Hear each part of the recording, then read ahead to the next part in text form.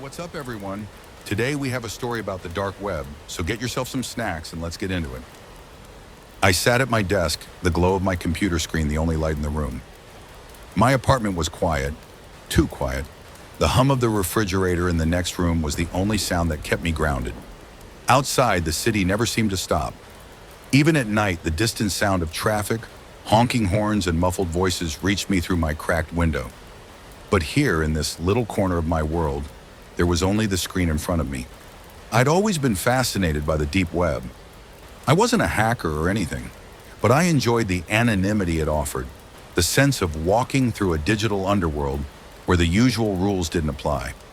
It was a place where secrets festered, where everything and nothing existed at once. I didn't have a reason to visit it that night. It wasn't like I was actively searching for something.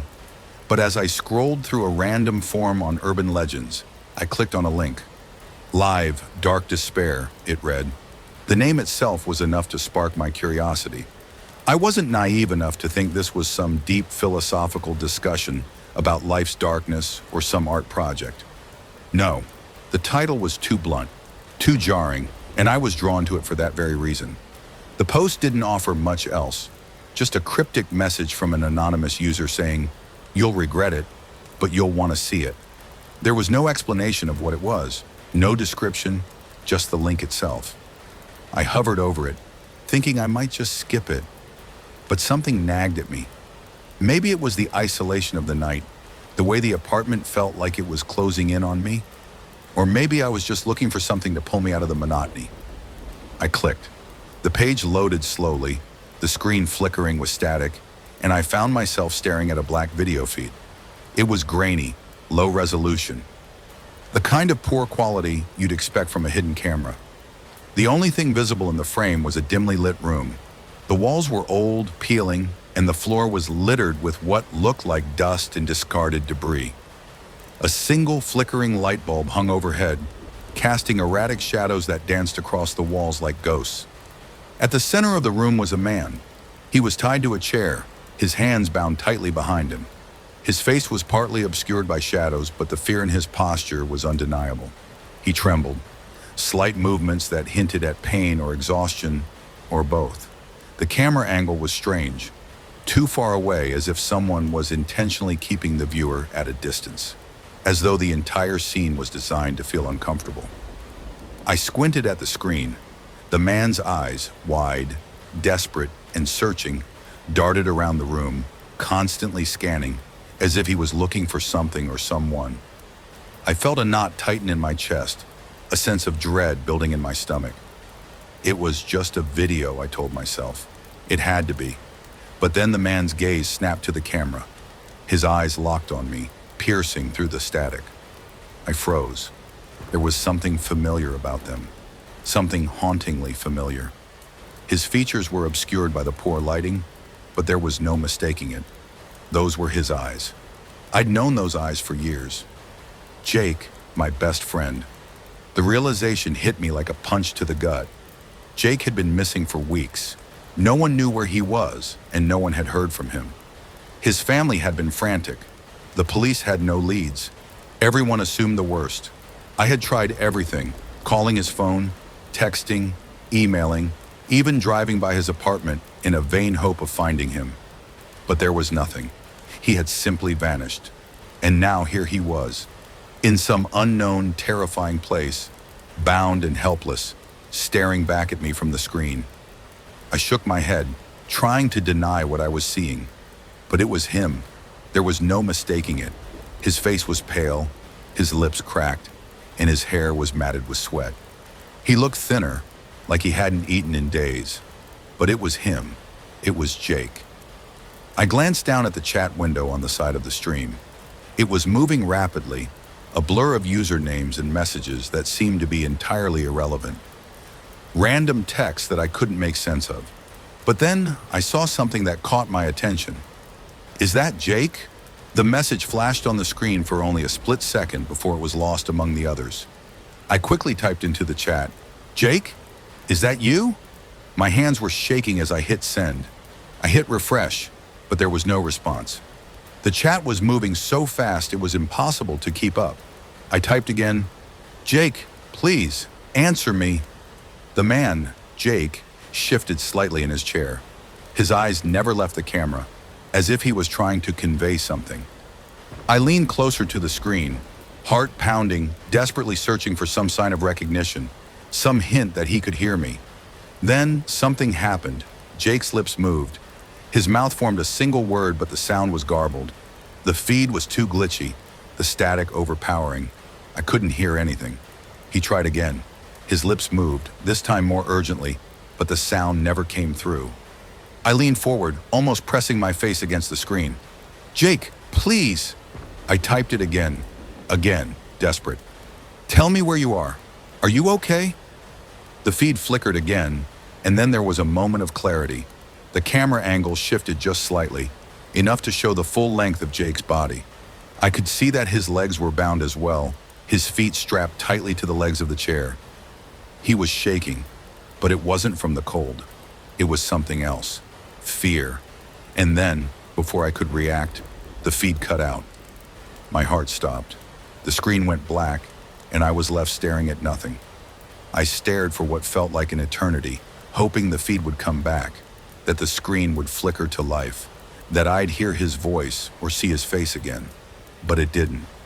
I forced myself to click refresh, hoping that maybe it was a glitch, but nothing changed.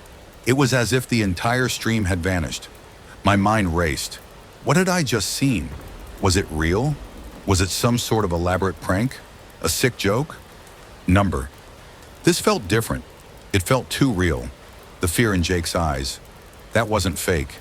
That was real fear. I couldn't just let it go. Not now. Not after seeing him like that. I opened a new tab and began searching. I searched for anything that might connect me to the stream, the video, anything that might tell me who was behind it.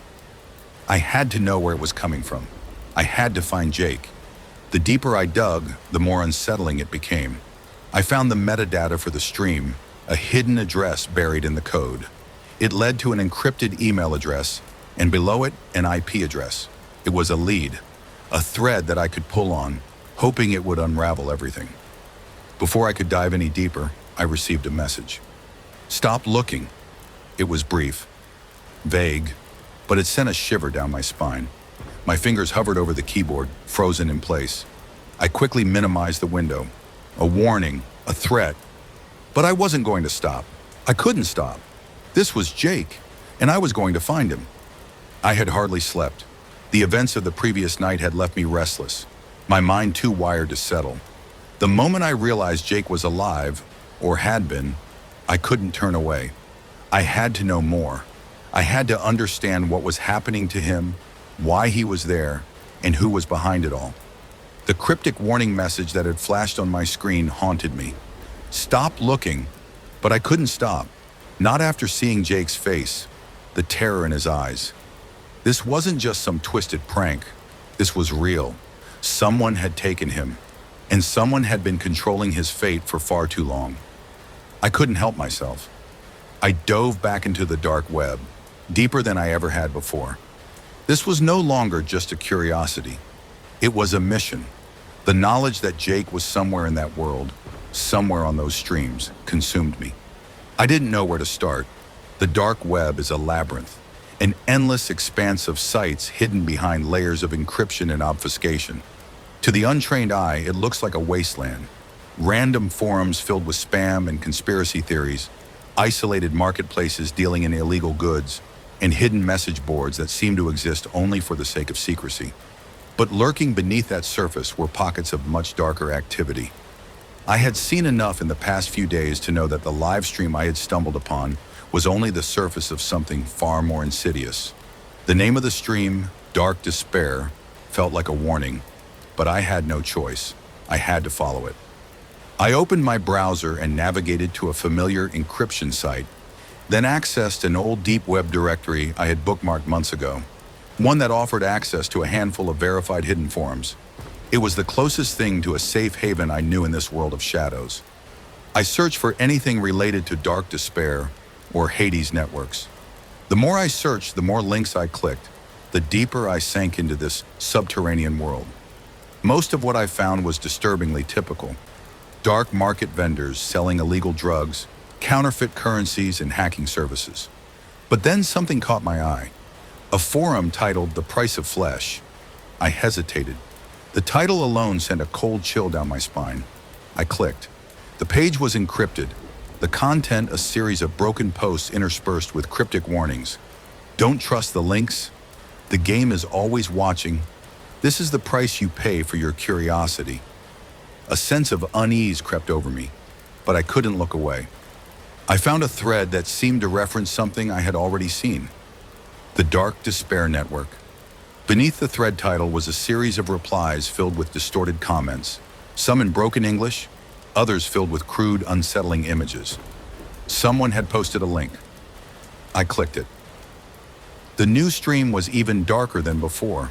This time the camera feed was sharper, though the lighting in the room remained low, casting long, grotesque shadows over the victim's face. The figure was slumped over in a chair, but this time, there was no mistaking it. Jake. I leaned forward, my heart pounding. The camera zoomed in on his face and I saw it. The terror, the emptiness in his eyes. It was unmistakable. He was still alive. But how much longer? I scrambled to type into the chat, "Jake, it's me. Are you okay?" No reply. I scrolled through the chat. The messages were still flowing fast and I could barely make sense of any of them. But one message caught my eye, written in red text. "It's not what you think. Jake's part of the game now." I felt a jolt of panic. What did that mean? Had Jake been forced into this twisted game? Was he a victim or something more? I quickly typed back, "What game?"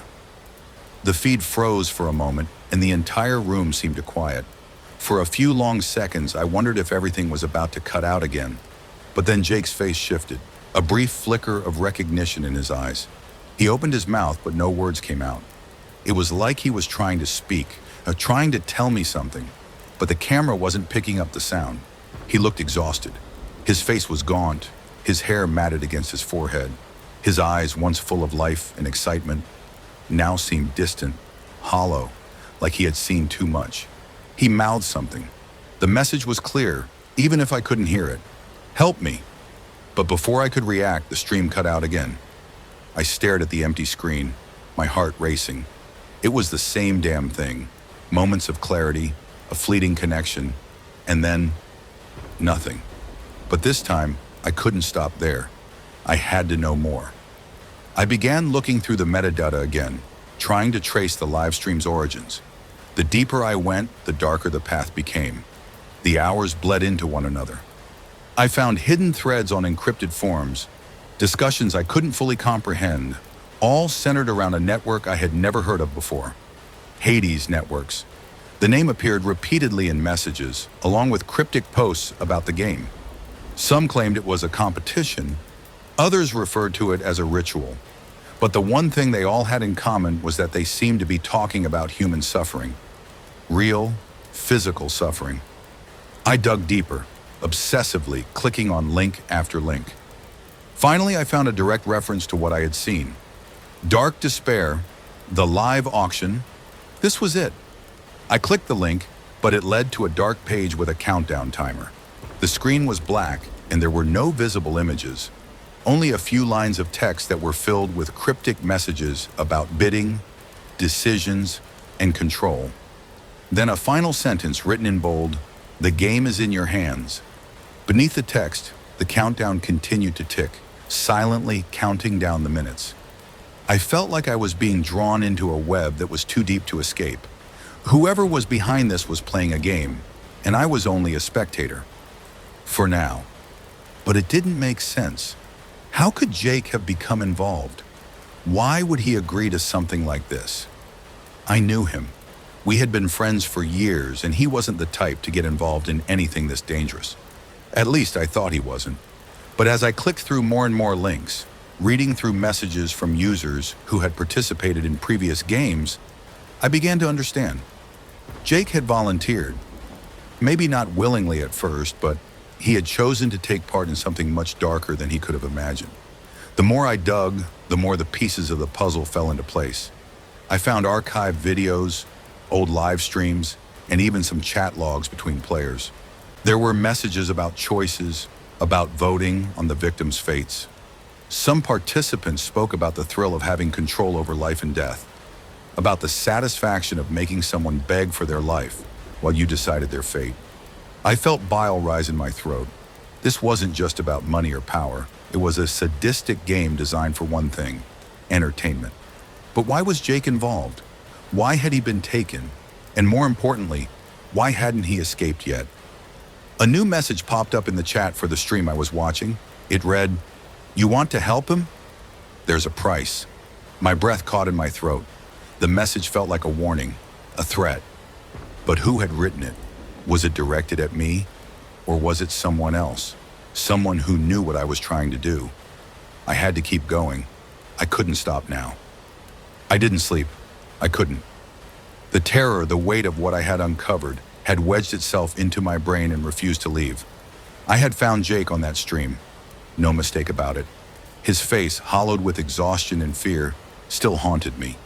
The realization that he was somewhere in that vast, dark network was both maddening and devastating. I could feel the pressure mounting. It was as if the walls around me were slowly closing in. The more I looked, the less I understood, and the more questions piled up without answers. Was Jake truly part of this twisted game? Was he a victim, or had he willingly stepped into something far darker than he ever imagined? I couldn't tell, and it was driving me crazy. But one thing was clear: I was getting closer to finding him. I needed to break through. The dark web was like a maze, and I had already wandered too far. It wasn't just about tracking down the live stream anymore. It was about finding Jake. It was about putting an end to this nightmare before it consumed him completely. But every time I thought I was close, I was led further into the abyss. I didn't know what to do next. I was in over my head. Every link I clicked felt like it was dragging me deeper. Every thread I followed seemed to open up into another darker path, and soon I was no longer sure if I was searching for Jake or searching for answers. I logged into the dark web forum again, desperate to find something, anything, that could give me a lead. I found a post that seemed to reference the Hades networks again. The title read, "The auction is almost over." I clicked it immediately. The screen loaded slowly, but what I saw made my stomach lurch. This was no ordinary forum thread. It was a live feed, but the quality was far better than the last one. The grainy, distorted camera angles were gone. Now everything was crisp, clear, too clear. The room on the screen was unfamiliar, yet I knew immediately it wasn't the same room Jake had been in before. This time, the lighting was bright, almost blinding. It seemed too artificial, as though the whole thing was being staged. The person in the center of the room wasn't Jake, but it didn't matter. The sight of the victim didn't make the fear in my chest ease. Instead, it made me sick to my stomach. The figure in the chair was a woman, but she was much younger than Jake, maybe in her mid-20s. She was shaking, her eyes wild with panic. Her arms were strapped to the chair, and her legs were held firmly in place. But what struck me the most were the strange symbols carved into her skin. I felt bile rise in my throat. What kind of sick bastards were behind this? Her face was contorted with fear, and the camera zoomed in as she screamed, but her cries were drowned out by the static on the feed. I could hear nothing but a faint whine in the background. A few seconds passed before the stream went silent. The screen blinked and the auction began. The auction. The words filled the chat window. The bidding begins at 10,000 credits. My eyes narrowed. I didn't need to know much about the currency of the dark web to understand what that meant. These were people bidding for a person's life, not in the way you might think. No, this was no run-of-the-mill auction for a slave or a body. This was a game, a twisted, vile competition, and I was on the edge of it, unable to look away. The messages flooded the chat box, each one trying to outbid the other, each one pushing the price higher and higher, as the woman in the chair continued to scream. It wasn't just a transaction, it was a contest, a perverse game where pain and suffering became the currency. And then, something hit me, something I hadn't fully grasped until that moment. This was Jake's world now. The same rules applied. He wasn't just a victim, he was part of the game. His capture, his torment, It was all calculated. The stakes were high, the risks extreme, and the rewards came at a horrific cost. I didn't want to believe it. I wanted to believe there was another explanation, that Jake had been forced into this situation. But everything I had seen, every message, every live auction I had witnessed, told me otherwise. Jake had chosen this. I dove deeper. There was no turning back now. I couldn't pretend this was just some random accident anymore. Jake wasn't the person I thought he was. The friend who would have done anything for me, the guy who always had my back. He was in the game, and there was no telling what kind of person he had become in the process. I scoured the dark web for more information, determined to track him down. I had learned enough to understand the game's mechanics. The participants, the players, they weren't just victims. They were chosen, perhaps even recruited. And once they entered, they had no way out. I found more threads, more posts. Every single one referenced the game in some form. There were whispers about rules, codes, and most disturbingly, about victories. There was one post that caught my eye. If you want to win, you have to play until the end. The price is paid in blood. What did that mean? Blood. What had Jake done to become so entrenched in this twisted world? Was it all some sick thrill for him, or was he being manipulated? A breakthrough. It wasn't until I stumbled upon an encrypted message board deep within the Hades network that I found a post that truly shook me. The title was cryptic. You can save him, if you know how. My heart skipped a beat. I clicked. The thread was sparse, just a few lines of text, each one more cryptic than the last. The game is always watching. You have no idea what it costs to leave. He's part of the game now. If you want to help him, you must play. You must be willing to risk everything to save him. But remember this, once you enter, you can't leave. You can never leave. My breath caught in my throat. What did that mean? Was it too late to save Jake? Was I too far gone to even think of turning back? I had to try. The message had been a warning, but it was also a sign. Someone out there, somewhere in the twisted world of the dark web, knew something. They knew how to find Jake, or at least they knew how to help me find him. I typed back to the thread, desperate. What do I need to do? I waited, staring at the screen, my mind racing. Would I even get a reply? Or was I just another lost soul, lost in the labyrinth of the dark web, chasing shadows that didn't exist? Then a message popped up. There's a price you'll pay with your soul. I sat in my dimly lit room, the glow of my laptop screen the only thing illuminating the darkness around me. My fingers hovered above the keys, my mind racing. Every new detail I uncovered made the situation feel more urgent, more suffocating. It was as though I was closing in on Jake, but in doing so, I was also digging my own grave. I had crossed into a world where there was no turning back. The message that had flashed across my screen was still ringing in my ears. There's a price you'll pay with your soul. What did that mean? Was it a warning or just another sick joke from the people behind the game? I didn't have time to question it. I couldn't. Jake needed me. I needed to find him. I spent hours digging through forums, combing through chat logs, and following any lead I could find. But the deeper I went, the more the threads seemed to tangle. It was as if the dark web was trying to swallow me whole, pulling me further into its abyss with every click. The truth was out there somewhere. I could feel it. But finding it was becoming harder and harder, and the cost of getting too close to it was becoming clearer. I had learned enough by now. The game wasn't just about suffering, it was about control. It was about power. It was about making people believe they had a choice, when in reality they were just pawns in a much larger, more sinister game. I had no idea what I was up against. The more I uncovered, the less I understood. But one thing was certain. I was getting closer to Jake, and with each passing hour it became more apparent that I wasn't just looking for him anymore. I was being dragged deeper into this nightmare. I received another message. It came in the form of an encrypted email. The subject line was simple. You're almost there. My stomach churned. I had been so caught up in my search that I had barely noticed the time passing. It was nearly dawn now. I opened the email cautiously, almost afraid of what I might find. The message itself was brief. "You've made it this far. Now the real game begins." Beneath the text was a link. The URL was filled with random characters, but I had learned not to question them by now. I clicked it. The screen flickered briefly, then the familiar black background appeared. But this time, the layout was different. The usual chaotic blur of random images and text was gone. Instead, there was a single live feed, the same kind of stream I had seen before, but this time, the title at the top was different. It read, "The Final Test." I leaned forward, my heart racing. I knew I had to be careful, but there was no turning back now. I couldn't stop. I couldn't leave Jake there. The feed came to life, and the familiar, dimly lit room appeared. My breath caught in my throat as I saw who was sitting in the chair at the center of the room. It was Jake. But something was wrong. He wasn't struggling. He wasn't crying out for help like I'd seen in the last video.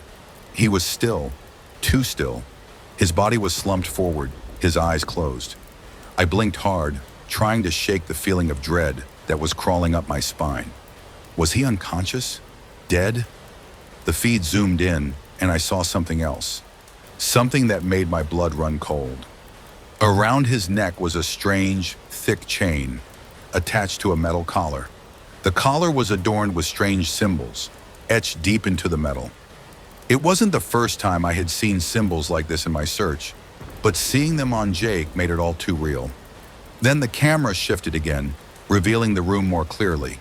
The walls were bare, but the shadows in the corners seemed to be alive, moving in unnatural ways.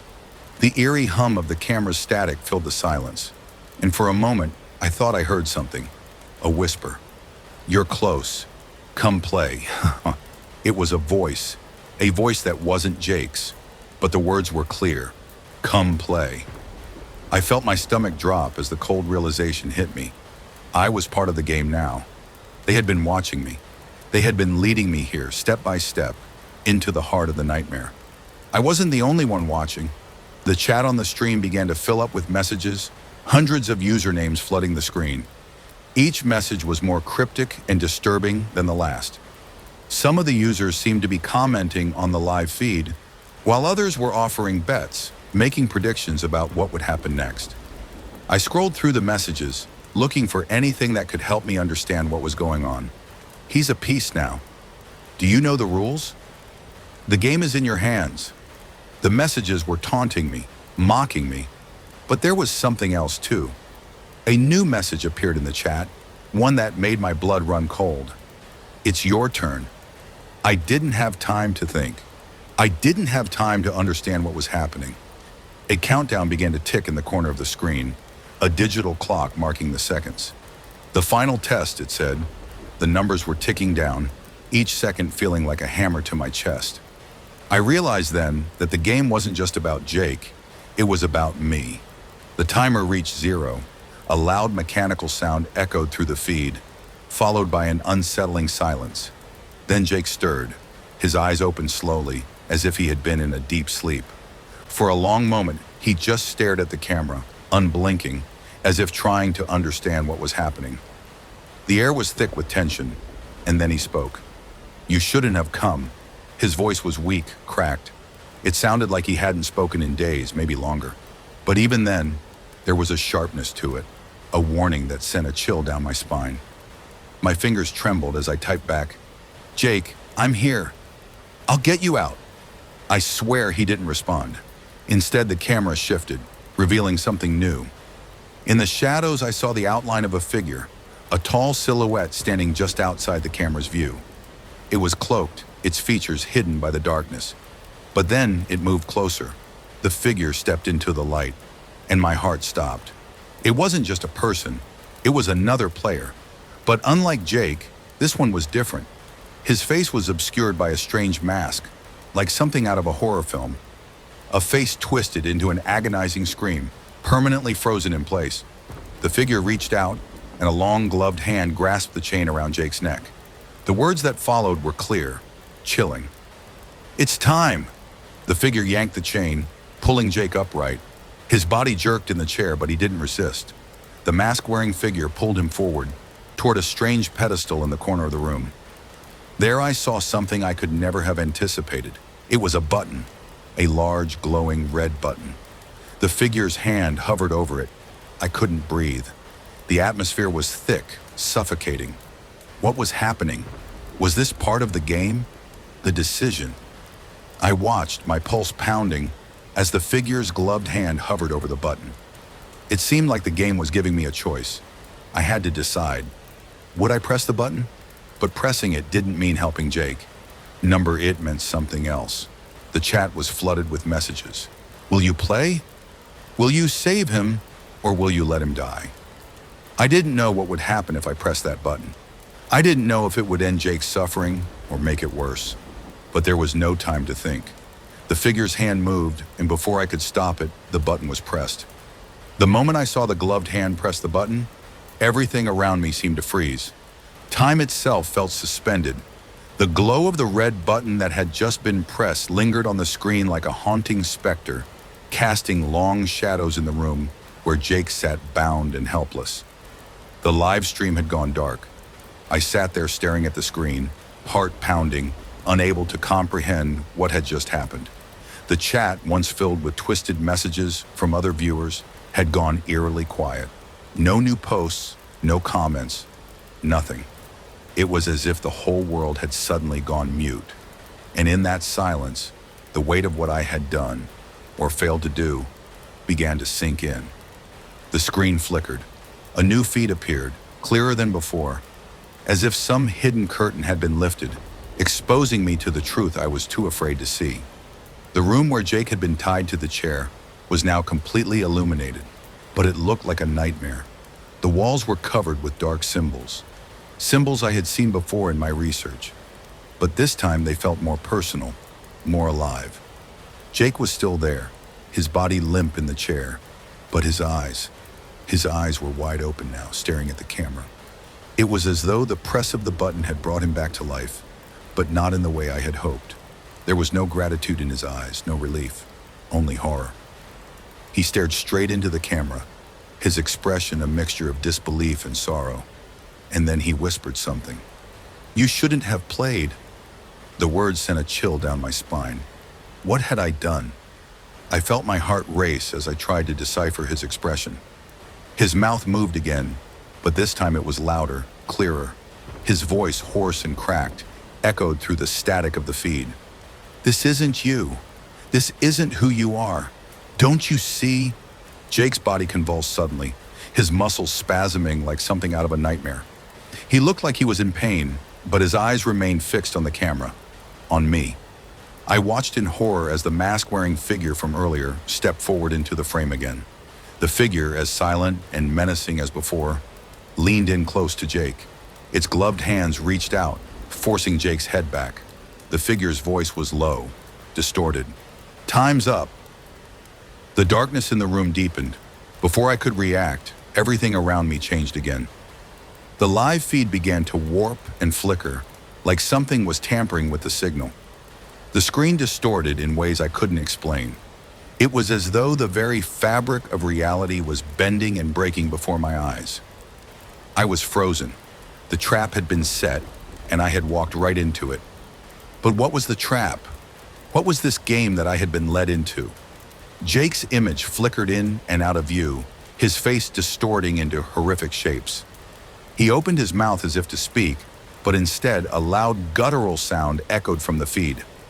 The kind of noise that chilled you to your core. It wasn't human. The room itself seemed to pulse, like it was alive. The walls warped, shifting and twisting, and then they began to close in. My breath caught in my throat. The room was shrinking, but it wasn't just the room that was closing in. I felt it too. The suffocating sense of claustrophobia, the realization that I wasn't just watching anymore. I was in it.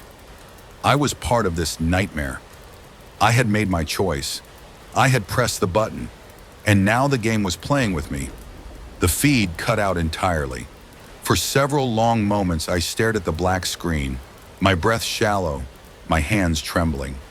I tried to refresh the page, frantically clicking and typing, but nothing worked. The game, the auction, the twisted horrors I had witnessed, they were all gone. The darkness on the screen felt like the void, swallowing me whole. And then, something changed. A new message appeared in the chat. "Congratulations, you've won. The game is over." I couldn't believe it. My mind raced as I read the words. Won? But what had I won? Jake was gone. The game wasn't over. It couldn't be. The next message came through, this time marked in bold red text. "Welcome to the game." It was a cold, mocking statement, a statement that sent a jolt of panic through me. I sat there frozen, staring at the screen, and then I heard something else, a soft whisper from the speakers. "You've always been a part of it." The realization hit me like a sledgehammer. The game wasn't something I had stumbled into. It wasn't something I had just accidentally found on the dark web. I had always been part of it. Jake's disappearance, the strange live streams, the cryptic messages, they had all been leading up to this moment. This was no accident. I had been chosen, manipulated, and now there was no escaping it. I looked back at the screen, my mind racing to piece together the puzzle. It all started to make sense. The messages that had taunted me, the strange warnings I had ignored, they were all part of this sick, twisted design.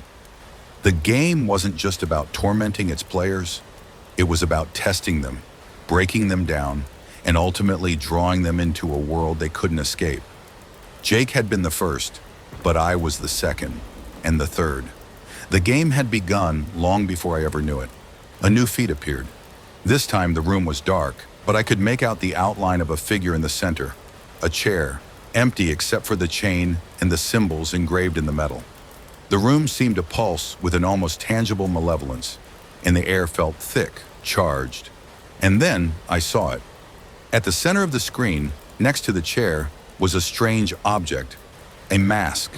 It looked like the one the player had worn earlier, but this time it was different.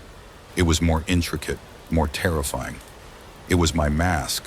I realized with growing horror that I had been chosen. The final test was not just about Jake.